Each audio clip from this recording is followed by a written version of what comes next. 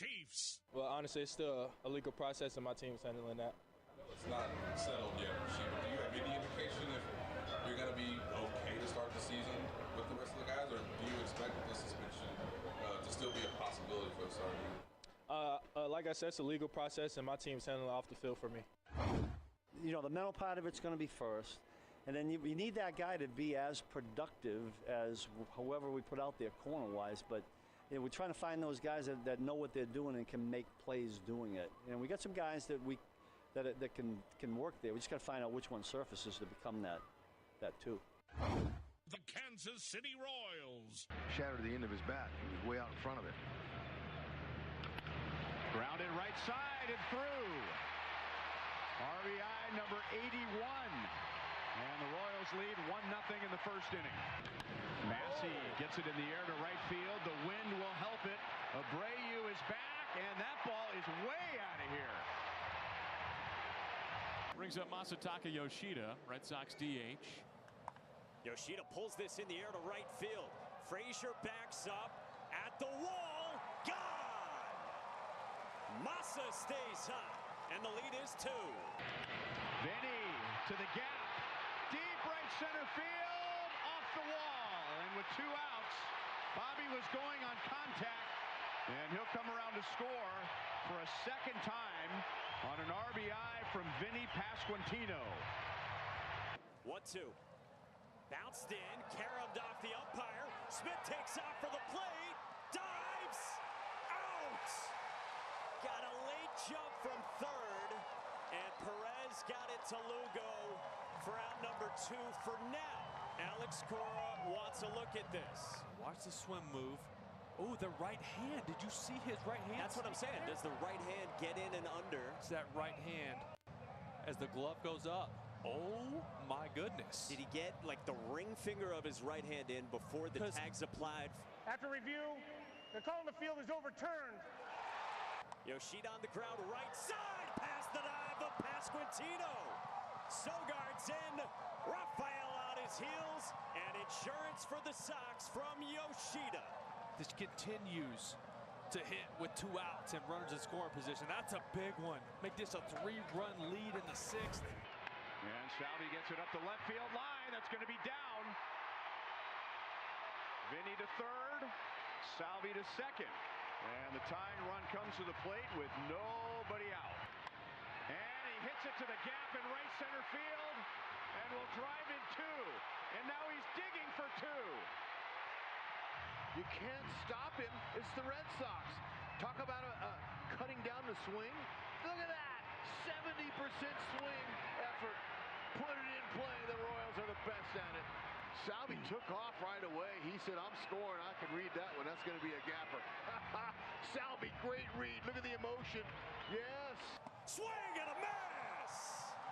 Kenley K's wins, and the Red Sox win. Huge strikeout, huge win. Secure the tiebreaker against Kansas City. Massa 3 big RBIs. Kenley the 4-out save. Big team win right here. Another competitive outing. You know, his command was a little bit off, I think. Just maybe trying to be a little too fine. I'm not sure. I didn't talk to him about that, but we're looking up again in the 6th, and we're right in the game. You know, could have gotten out of there with maybe 1 less run, but overall gave us a good chance to win.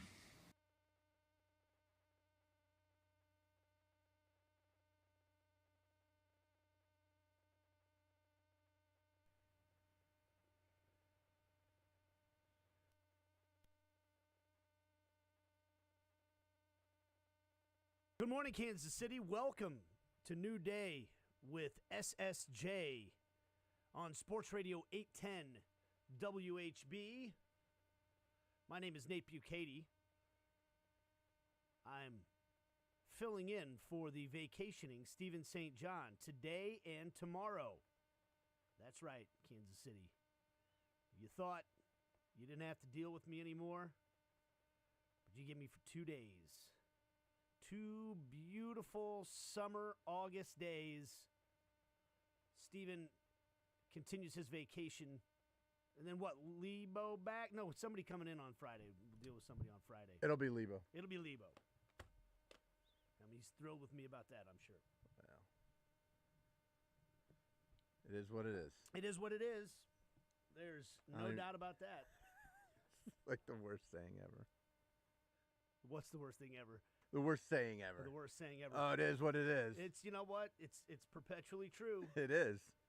Kind of like my my stepdad Joe, the farmer, always tells me, no matter where you go, there you are. It's true. And it's true, always. I guess some people are not really where they are sometimes. You know, your mind wanders. But physically, that's where you are. Physically, that's where you should be. That's the voice of the one and only Jake Gutierrez.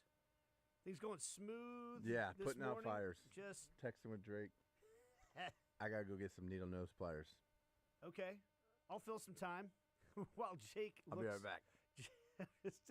just to like, you know, peel the curtain back a little bit. And I know when you're listening to the show, you just want to be entertained on your way to work, maybe informed about what happened in the world of Kansas City sports last night.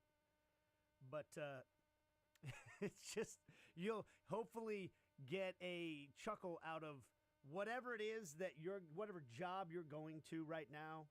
I assume if you're in your car listening to this and you're driving to your job, or you're listening online as you're at your job right now, whatever.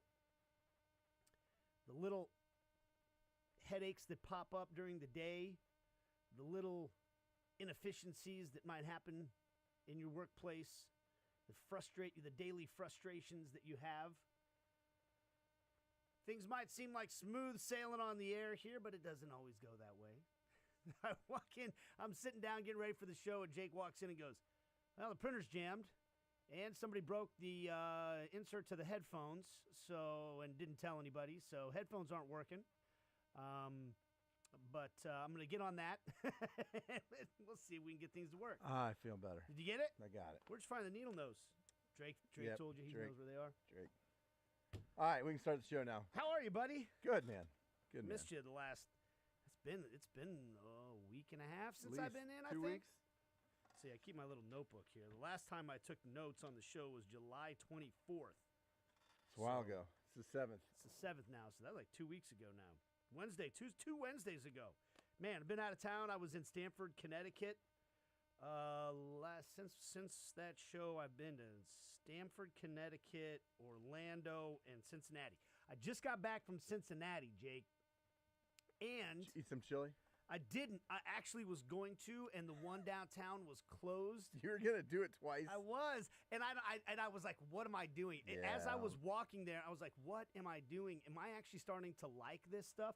Because Grunhard texted. What is it? He text or tweet us or something? He tweeted out. Yeah, because he went there last week. Yeah, and for some reason, I was like, I kind of want a chili dog from there, and so I went to Skyline, and it was closed. They were having some kind of maintenance issues or something.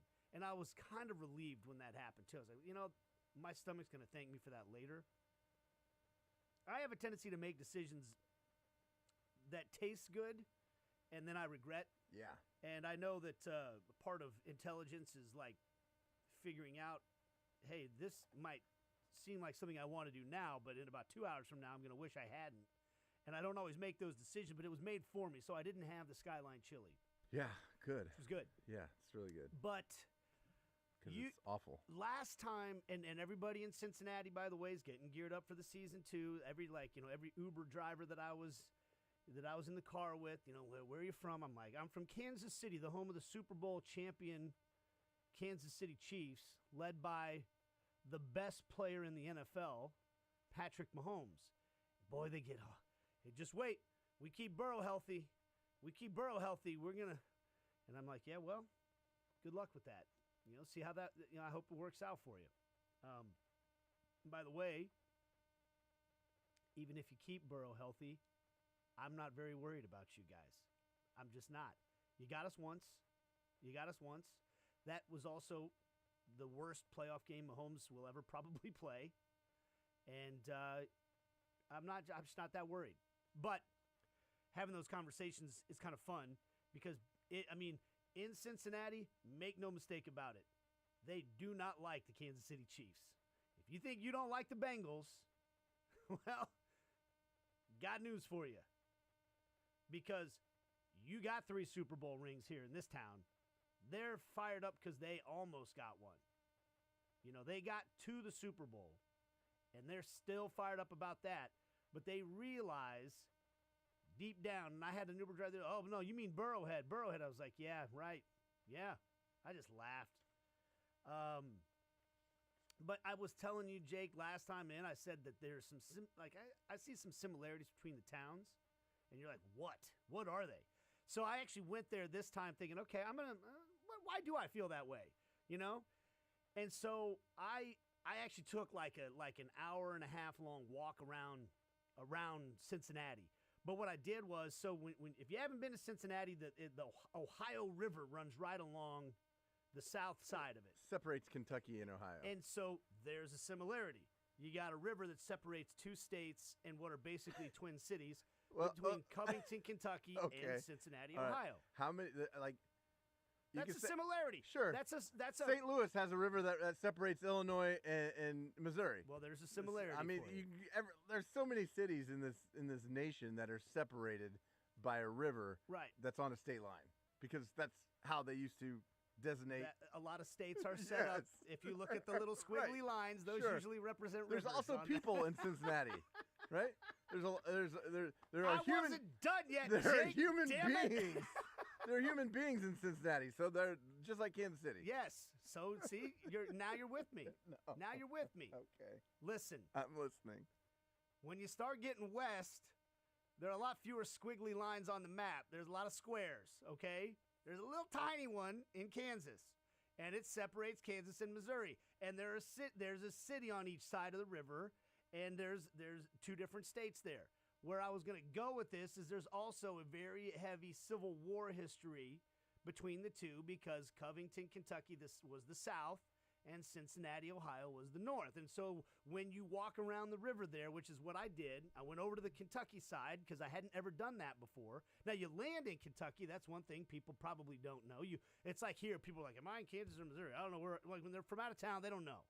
Right, and I think the first 3 or 4 times I flew to Cincinnati, I didn't know if I was landing in Kentucky, and then I finally looked at the code on the airport thing. Oh, okay, I'm in Kentucky, but I went over to Covington, and they have like cool plaques and things like that, like you do when you go to Luce Park, and they have the stuff there that tells you about the Civil War battles that were fought here. The state lines, not just state lines, but representing a front of the Civil War.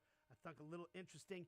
I saw some similarities, damn it, Jake, and nobody wants to hear about that anyway. All right, Cincinnati is different enough, and one of the big differences is we win Super Bowls here and they don't. So there you go. They never have.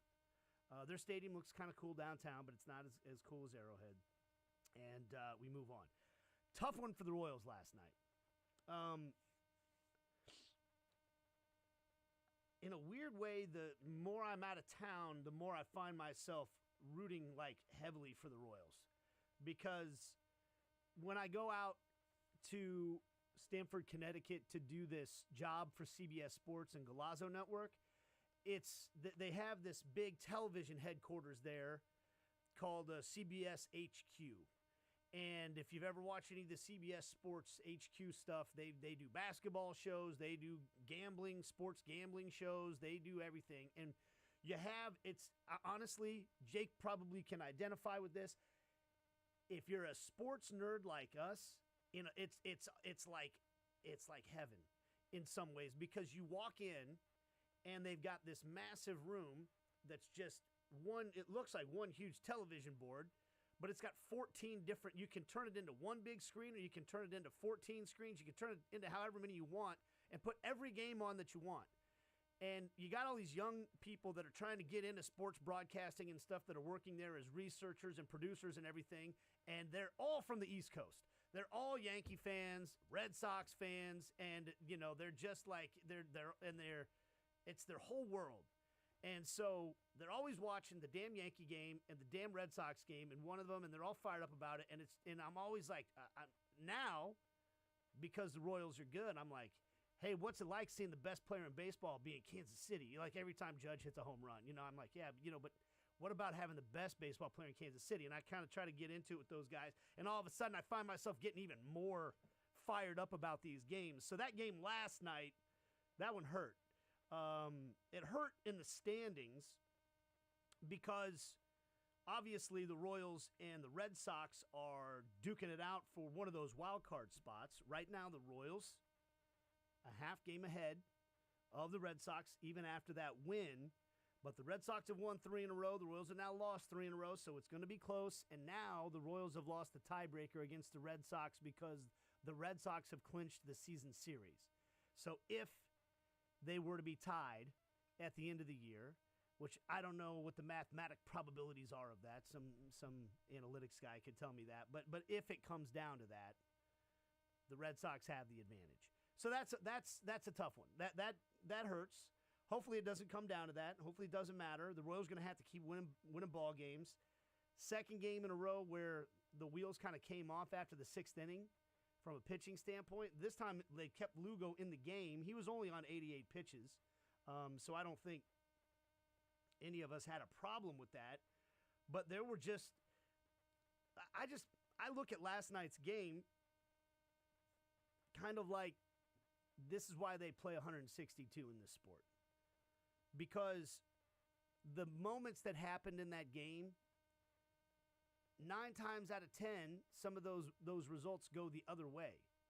You know, one of the biggest, I saw from Andy Rogers' article, one of the biggest hits in the game, the ground ball that gave him the insurance runs, had an expected batting average, which blows my mind. That's a stat now, but 150. When you hit a ball on the ground that hard, it was like 92 miles per hour on the ground, that's an out 85% of the time. But if you hit it in the right spot, what they used to call the old seeing eye grounder, you know, you roll the dice and you got a 1 in 10 chance of winning, and sometimes you win. And that's why they play 162 games, because that ball gets hit 10 times. The guy that hits it is out, and he's a 150 hitter. But sometimes it's a hit, and you give up a couple runs. And sometimes a guy makes a hell of a slide. That play at home plate, I was sure he was out. I mean, the umpire obviously had a really good look at it, was sure he was out. And they went back, and I saw that Seth Lugo said after the game, I could tell I missed his hand, and I was just hoping they didn't have a good enough replay angle of it to show. Sometimes you give a little credit, because that was a hell of a slide. And if you haven't seen it, you know, you can find the highlights anywhere. But Dominic Smith, there was a wild pitch, and Dominic Smith at first, honestly, he hesitated. I thought the hesitation was going to be what cost him. And Salvi, when you watch the replay, you could tell he's aware of the situation. He's running back to the backstop to get the ball, and he's checking his shoulder, and he realizes the guy's coming. So he pounces on it, and he fires a perfect strike in a blink of an eye to Lugo, and Lugo snaps the glove down, and Smith goes in, and he's got his left hand like he's reaching for home plate, and he pulls it back. He'll pull the hand back, but the reach around with the right hand was so perfect because he didn't reach it forward. He reached it around, and he was able to avoid Lugo's tag and touch home plate. And it was really, really, really close. And it was I just think it was a great slide. It was. And little moments like that, when then you come back in the game and MJ Melendez has a big hit and you have a chance to execute a comeback. The Royals got 2 runs in the 8th. Who knows if they get those 2 runs, if the insurance runs don't happen in the 6th inning. But in the end, you lose 6-5. And so each one of those little moments, you know, that seeing eye grounder, the play at home plate, those get magnified. And in a race like this, when every half game matters and you're going up against a team that you're very likely going to be duking it out with for one of those final wild card spots, they matter. Here was Seth Lugo after the game talking about that play at the plate. I wish I would have done like a swipe tag. I could tell that I didn't get his arm and his hand got to the plate, so I was hoping didn't have good enough video to show that. Were you in the moment? It's obviously happening fast. Were you just going for the biggest, the target there instead of his arm going through? Well, when I caught it, I looked where it was coming into home plate, and he had both hands. He pulled one hand back and got around, and at that point, I'm just trying to tag him as fast as possible, and he got that arm around. We will ask former Major League Baseball Gold Glove winner Mike Boddicker about whether or not Seth Lugo did anything wrong trying to apply that tag and what your approach is when you're trying to tag somebody out at home plate like that. We have a lot to talk with Bod about on the show coming up because the White Sox got a win. By the way, I have to admit, I didn't know who the play-by-play guy was for the White Sox, but hearing that call, Southside stand up. That's John Schriffen, play-by-play guy for the Chicago White Sox, and I guess that's his call whenever they win. I'm thinking to myself, I don't know how you feel about having a saying that, the Yankees win, like some guys like to have a call. Catchphrase. A catchphrase that everybody knows. This is, I don't know. Are you a big catchphrase guy? Do you like the catchphrase? Like it's, hey, this is our team. This is our guy. We love it. It seems like it always wears its welcome out. And I guess if it's not yours, then, it seems kind of annoying. Just like cheesy and forced? Yeah. Yes. I'm not a fan of it. Okay. I like, look. But it's something to be remembered by, like if you're a play-by-play guy and you do that, and then everybody comes up to you and, hey, the Yankees win. I mean, I think it's cooler like when you do have like a call and then you can call back to it, but you don't use it very often. Yeah. Like Harlan has a couple, up high and down hard. Right. With no regard for human life. Right, but that's not. Oh, baby, what a play. Right, those, it's not really all the time, every time. Yeah. When he pulls it out, you're like, oh, must have been a great play. Right. We got the oh, baby, what a play. But right. It's not like every single touchdown or every, You have like I guess it's I don't know if that's considered a catchphrase, because it's just oh, baby, what a play? Yeah. Oh, sure. Okay, well. I mean, it's a calling card, whatever. Yeah. So I like those, but if it's like if you're waiting for it because it's coming, it's like, Every single win, I'm going to say right. this. Every single touchdown, I'm going to say this. Yeah. Hey, it's all a matter of opinion. People love it, whatever. Southside stand up is more creative than the Yankees win. Like, to me, that one always kind of got me because I'm like, and boom goes the dynamite. That is a good one. That's the best catchphrase of all time. But I was thinking poor John Schriffen, because that guy is like, he's thinking about it.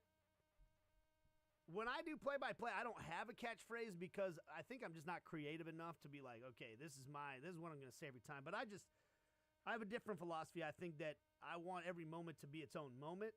Southside, stand up. There you go. That's more creative than the Yankees win. Yeah. Southside, stand up. Yeah. North side, south side thing in Chicago. It's not brutal. But this guy's thinking to himself, he's not doing it very often. That's where I'm going, because this guy, whenever it came to him, whenever that imaginary light bulb popped up on his head, he was in the middle of a dream or something. He was taking a nap, whatever happened, and he shot up and he thought to himself, I got it. I got my call. When I'm doing the White Sox games, every time they win, I'm going to say, Southside. Southside, stand up. Oh, it's great. It's gold. It's gold. And then he never gets to say it. That guy had to wait for 21 games. How excited was he last night just to be able to say that? Yeah, if you come up with a catchphrase, you at least want to be able to use it, He's literally gotten to say that 28 times this year out of 110 games. 60 games under. They've lost 88 games. He's got to say that 28 times. And boom goes the dynamite. That's cruel, man. You got your catchphrase. Like, this is what I'm going to be known for in this town. All the White Sox fans, when they see me out in public, they're going to come up to me and go, Southside, stand up. First win in a long time. Say it with me. Southside, stand up. I think when he said "say it with me," all the White Sox fans were like, "What is it? What's the saying again? I haven't heard it in like 2 months. I can't remember." Yeah, it's been over 3 weeks. We're out of practice here. What do I say? We can laugh at the White Sox now because that's not us. we don't suck like that right now. Man, they're terrible. But they won, and that means Boddicker's record, in a sense, still stands. He shares it now. Yeah, it's shared. It's shared. We're going to talk with Mike Boddicker about that. 88 Orioles. The 88 Orioles as we continue with the show today. I'll lay out the menu for you. We'll take a break, and we'll get going with some Chiefs camp coverage as well. As I mentioned, Mike Boddicker joins us, and we're presented by Summit Heating and Cooling when Mike's in the studio. So we'll talk about the White Sox, we'll talk about the Royals-Red Sox game, and other things. We'll get a training camp update from Pete Sweeney at 7:30. Matt Derrick will join us at 8 o'clock to talk more Chiefs, and then we'll talk with Scott Sharp from the Kansas City Royals. So that's all straight ahead right here on New Day with SSJ on Sports Radio 810 WHB.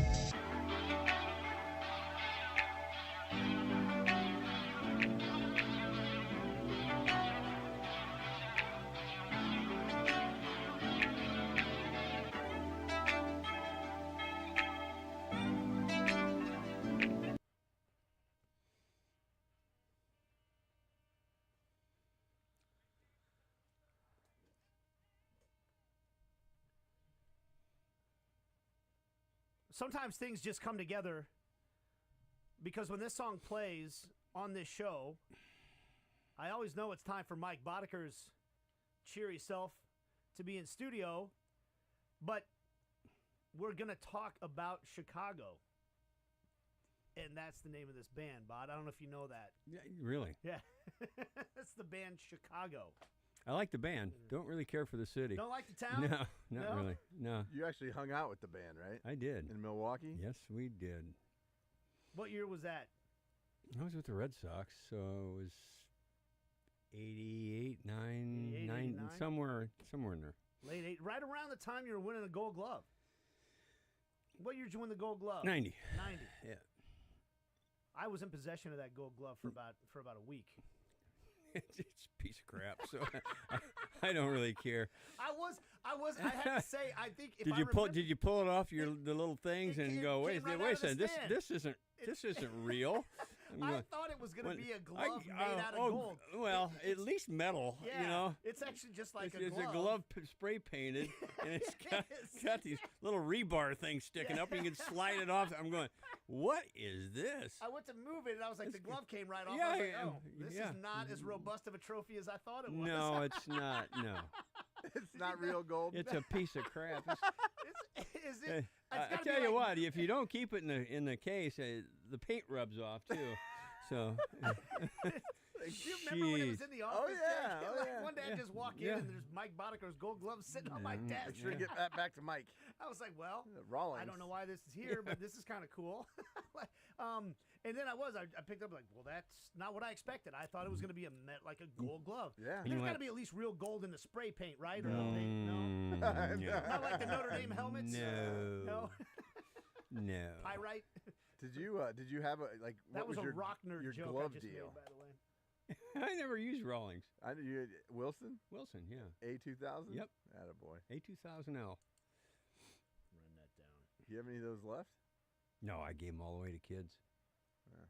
There was always, I coached at a bunch of different places, and there was always kids who didn't have anything, right. You know?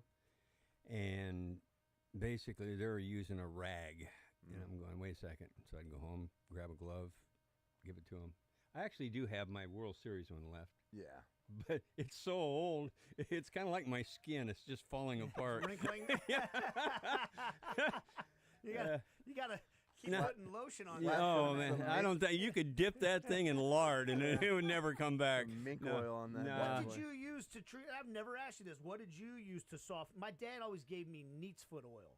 Saddle soap. Saddle soap. Yeah. What is that? That's a cleaner, but Okay. if you use it a lot, it's got stuff in it.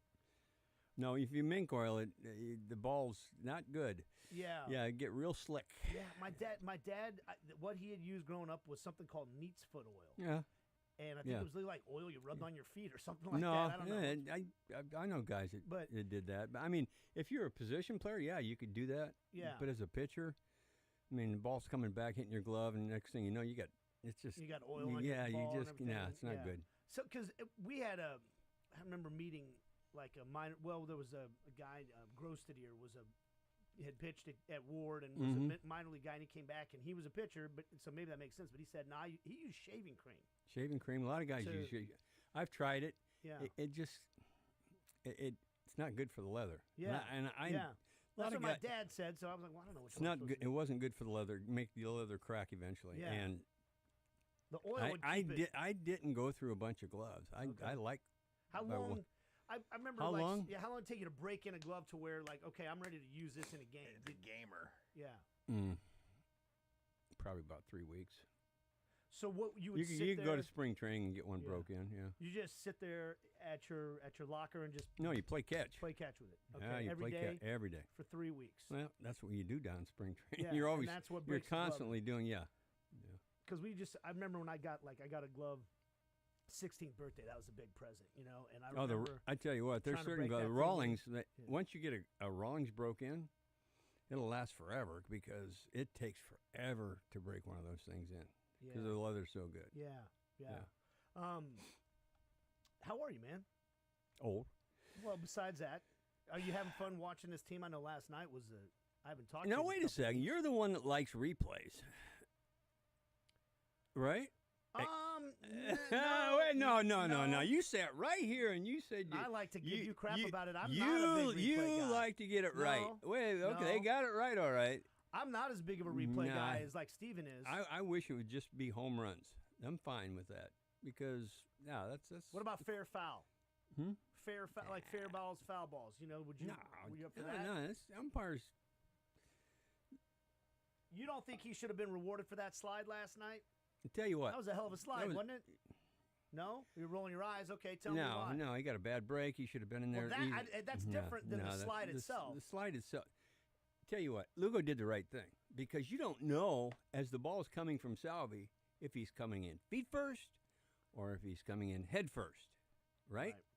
And so if you put your glove down there and leave it and spikes are coming in, guess what? You're getting tore up. Yeah. So you're taught to catch it, drop, hold, and come up. Okay. That's how it was always taught because you don't want to get tore up. I've got a picture of me in a cast Metal from doing spikes that. Tearing through your glove and that was fun. Yeah. No, you can't tell if a guy's head first sliding or feet first sliding. It's all bang bang. So I mean, it's just no. He did the right thing, and that's so nitpicky that he got a pinky in. No, he should have been out. Should have been out for the bad break. The throw. Do you kind of feel like if the throw beats you and the tag is there, if it's not blatant, yes, you ought to be out. Yeah, it's those even if you come. It's those guys who slide at second base and stop, and the guy puts the glove down, comes up, and the guy sticks his foot in. Yeah, you're safe. Come on, you see that. But if you got to go on a replay and look at a pinky finger getting in, no, that's crap. No, I don't like it. He should have been out. Let me put it that way. Okay, all right. Even though I don't care. Lugo didn't seem to think so. Lugo said he got me. Hmm? Lugo said, I know I didn't tag him. I was hoping they didn't have a good enough replay to show No, he tagged him. Not before he touched home plate. He didn't know that. He said he did. No, he didn't. Here, he hadn't. Jake. I know he said that, but no. He did not know. He had no idea that he got his pinky finger in there. That's all he got in there. And it was, it was. Yeah. So, no, Lugo's just saying the right stuff. No, he had no idea that he did not get him. For the record, I'm for less replay, not more replay. I'm with you because of the standpoint. I mean, there's certain things that you're going, oh, okay, yeah, I understand why they're doing it. Yeah. I don't really care for replay that much, and I understand when they first started, it was about home runs. I mean, that's and I'm sitting there going, okay, that's fine. But here's what, and this is what happens. They've gotten too deep into it. I mean, like the NFL has done this now to me, and I don't like it. It started with you could challenge a couple plays. And then we go, okay, well, then we're going to automatically challenge. We're going to automatically review anything within 2 minutes at the end of the game because those are big moments. Then we add Isn't every moment a big moment? Every scoring play is now checked, and you don't have to challenge that.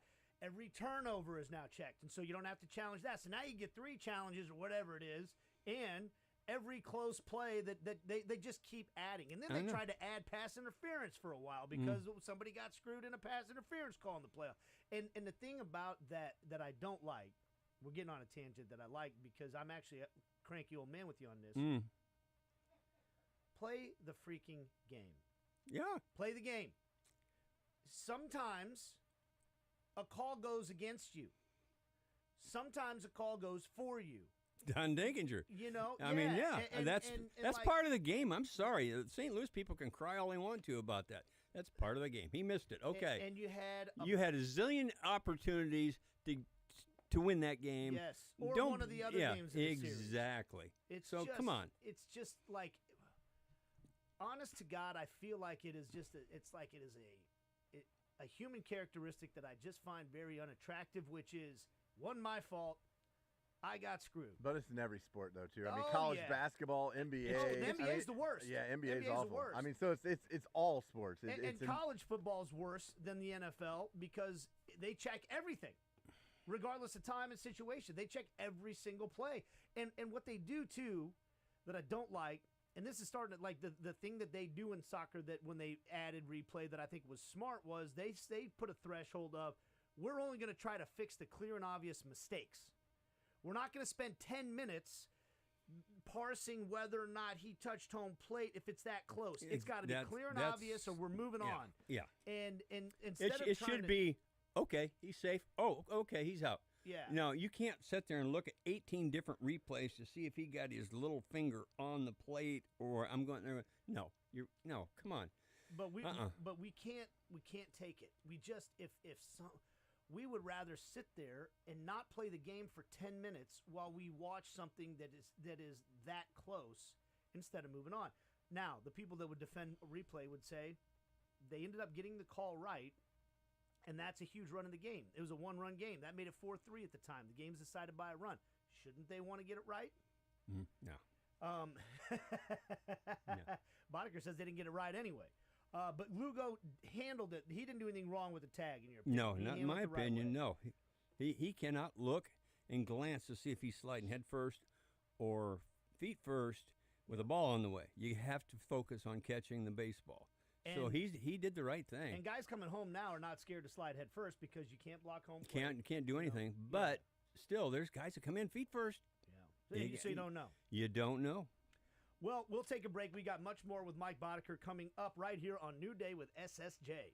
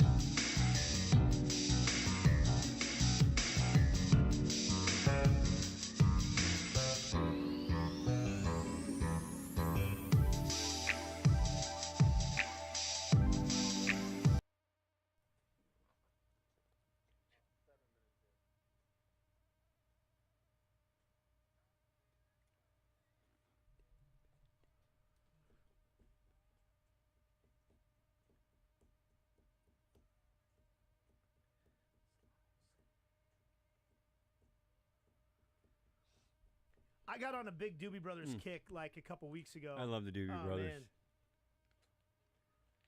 My dad had that vinyl, like the Doobie Brothers Greatest Hits, and which is just like banger after banger song. Like, oh yeah, it's awesome. But I wonder where all my albums are. You still got them somewhere? You think? I'll bet you got. I don't know. I had 45s from Elvis and everything at home. I've got stuff. I've got stuff from the 30s. Oh wow. At home. We got a record player at our house, and I was able to go through my mom's old records, and she had all kinds of good stuff. Good and stuff. I still have them now. It's pretty fun. It's kind of fun listening to records. Yeah. Like we still do it every once in a while. Mine doesn't sound so good. Yeah, you got to clean them off. Yeah, well, I don't know if they can be cleaned. Too scratched up. Too scratched up. Too many moves. Yeah, when I go to these different towns, I've been putting these reels together on Instagram, just kind of like a fun way to remember the trips, because it's like when you're in, you live this as a baseball player, when you're in and out of a town and you can't even remember what hotel room you're in because you were just in a different. You like write it down on a marker on your key card. I always I'd wake up and say, okay, what city am I in? Who are we playing today? Yeah. But so I'm putting these reels together to try to just that way I can look back on the year. Oh yeah, I remember when I was in St. Louis and I had a great time in St. Louis with some people, and I try to find music to go with them from an artist that's from that town. And Michael Montgomery, I realized, was from St. Louis, and so I started looking for some old Michael Montgomery songs and everything, and then I started listening to some Doobie Brothers songs. Then I just got into a big old kick on the Doobie Brothers for a while, and it's fun to kind of go back and relive some of those guys. We got Mike Boddicker in studio. Let's hear from Vinny Pasquantino here about the importance of this series, because, as I mentioned earlier, the Red Sox now have won the season series, even though the Royals got another big game with them coming up tonight. Here is Vinny Pasquantino, who had another good day at the plate, by the way, talking to our own Todd Lebo and other reporters after the game. When you guys are going through these series against these teams who you're competing with in the wild card, are you thinking about, like, it means a little bit more when you're facing one of these wild card teams you're battling against? I know they all count theoretically the same, but you feel a little bit more in these games?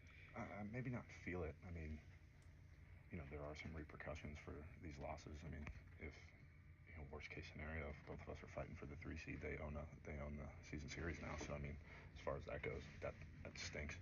But at the end of the day, like, what is to come is in front of us. So we can't worry about this tough series right now, because if we start worrying about that, then we've got other tough series this year. Like we've been kind of saying for a few weeks now, every game is big. Just keep stacking wins, and we haven't done that the past few nights, and that's it's frustrating. But we have another opportunity to get back after Boston tomorrow, and we're excited about that opportunity. You guys seem to have really taken that to heart, the one game at a time thing. Where does that come from? I mean, I know that's Q's message, but it has to come from you guys as well, right? Yeah, I mean, it's definitely top down from Q, but I think, some of these veteran guys that we've had before, there's no panic. They've been through races before. I mean, we have a few guys that were with Texas last year, and I think they lost like 9 in a row at one point, and they had to fight a lot at the very tail end of the year, and they ended up winning the World Series. So I think just having guys like that in our clubhouse would just emphasize, every day is new. There's no panic. We have a new opportunity in front of us. Today's behind us. Yesterday's behind us, and everything's in front of us, like I said before. So we're going to learn from these games, but we're not going to dwell on them, and we're going to come back at them tomorrow. What's to come is in front of us. You can put that right there, Jake, with your favorite phrases like it is what it is. It is what it is. What's to come is in front of us. It's true. By the way, Vinny Pasquantino, last 7 games. Hot. He's hitting .387. He's 12 for 31 with 5 home runs. He is slugging .903. The RBIs. And that's what matters. He's driving in runs. He's got 13 RBIs over the last 7 games. He's got 23 RBIs over the last 30 days.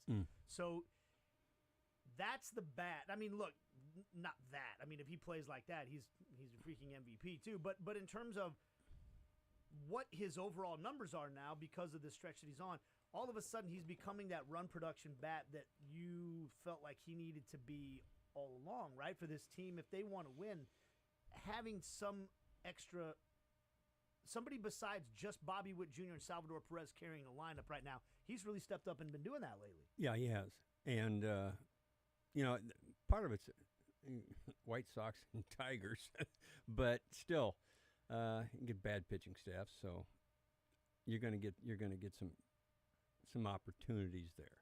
But still, I mean, he's doing it against the Red Sox. I mean, you look at his numbers for the season now. He's hitting .270 with 16 home runs and 82 RBIs. Yeah, that's a hell of a hell of a year just right there. Yeah, I mean, with still 2 months to go in the season, wouldn't you? You'd say, okay, so he's on pace for over 20 home runs and 100 RBIs. Yeah, and I remember early telling Steven, don't worry about Vinny. Yeah, Vinny's going to be fine. Vinny's going to be fine. He's one of those guys who he just sneaks up on you, and you look and go, huh, he's pretty damn good. You know, I like him. There's things we need to talk about with different players, but Vinny is I'm never worried about him. He's going to give you a good effort no matter what he does. Well, we'll talk about those issues with the other players and much more with Mike Boddicker straight ahead. This is New Day with SSJ. Nate Bukaty filling in for Steven.